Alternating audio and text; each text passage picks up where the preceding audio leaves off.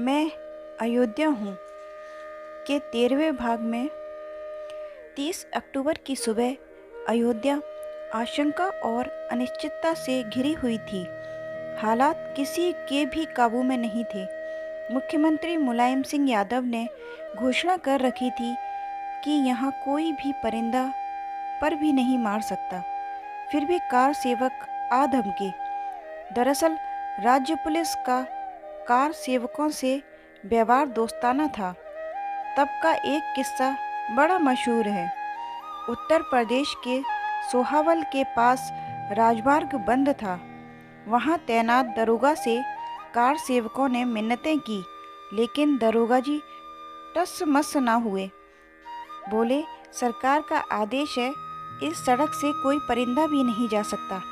मैं इस बात का कड़ाई से पालन करूंगा, लेकिन सड़क से उतरकर कोई खेत के रास्ते जाए तो मैं उन्हें क्यों रोकूंगा भला।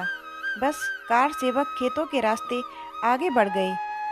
इस दिन के चश्मदीद पत्रकार और लेखक हेमंत शर्मा ने लिखा कि 30 अक्टूबर को रात 2:30-3 बजे से कार सेवकों का सरयू किनारे पूर्णिमा स्नान शुरू हो गया।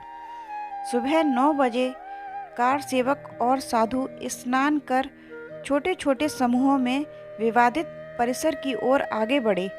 सुरक्षा बलों ने परिसर से 1 किलोमीटर दूर तक का क्षेत्र सील कर रखा था।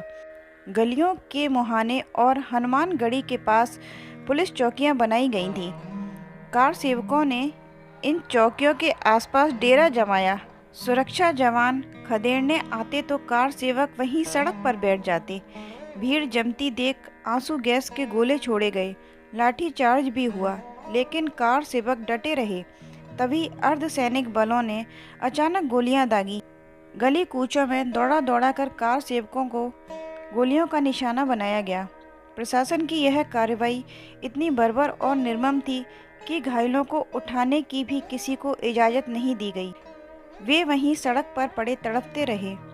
इससे पहले पिछले 9 दिन से सरकार अशोक सिंघल को गिरफ्तार करने के लिए कोना कोना छान रही थी, लेकिन सिंघल 29 अक्टूबर को ही अयोध्या पहुंच गए थे।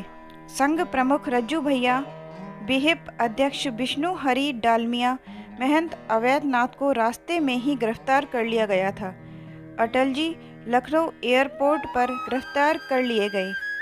30 अक्टूबर को श्री चंद्र दीक्षित सिंघल के साथ ही अयोध्या में प्रकट हुए। ये 30-40 कार सेवकों के घेरे में रहते थे। कुछ कार सेवक परिसर में घुस गए तो दीक्षित ने प्रशासन से उन्हें वापस भेजने के लिए अपील करने की अनुमति मांगी। दीक्षित और सिंघल को चबूतरे से अपील करने की इजाज़त मिली, लेकिन भीतर जाते वक्त कई कार सेवक परिसर में घुस गए। अचानक कार सेवकों की संख्या हजारों में हो गई। ये तोड़फोड़ मचाते हुए गुंबदों पर चढ़ गए। पहले तीनों गुंबदों में छेद किए और फिर उन पर झंडे लगा दिए। फिर फुर्ती से नीचे उतर आए। इनका नेतृत्व दीक्षित के अलावा महंत नृत्य गोपाल दास, संत वामदेव और महंत परमहंस रामचंद्र दास कर रहे थे। भीड़ के आगे प्रशासन कुछ नहीं कर पा रहा था। हालांकि थोड़ी देर में ही सब तितर बितर हो गया। मैं अयोध्या हूँ के अगले भाग में जानेंगे कि कैसे अयोध्या गोलीकांड के खिलाफ कई शहरों में दंगे हुए। जब तक के लिए जय श्री राम।